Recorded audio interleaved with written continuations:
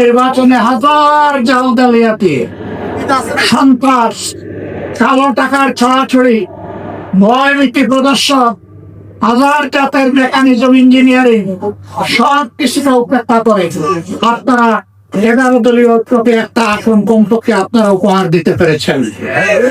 এই জন্য আপনাদেরকে অভিনন্দন। আমরা বিশ্বাস করি নির্বাচন যেভাবে সুষ্ঠু হয়েছিল, তার ভোট গণনা এবং রেজাল্ট যদি, ফলাফল যদি সেইভাবে সুষ্ঠু হতো, অন্য আসনটিতেও অবশ্যই জোটের বিজয় হতো। বিজয় চিন্তাই করে নেওয়া হয়েছে। আমার সম্মানিত সহকর্মী উদাহরণ দিয়েই বলেছেন কিভাবে নেওয়া হয়েছে এবং কারা এর আশ্বাস দিয়ে।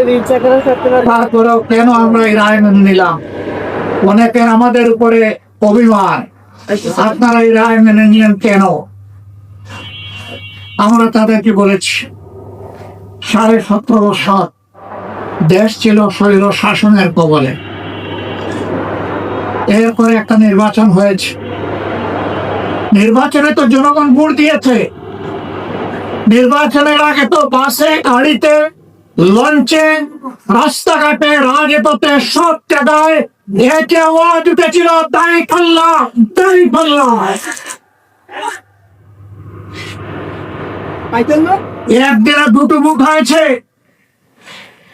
একটি সংসদ সদস্য হিসাবে নির্বাচনের ভোট, আরেকটি সংস্কার পরিষদের সদস্য হিসাবে গণভোট।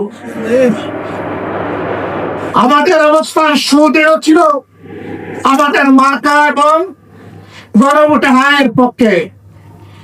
বর্তমান সরকারি দল প্রথমে হায়ের পক্ষে ছিল না,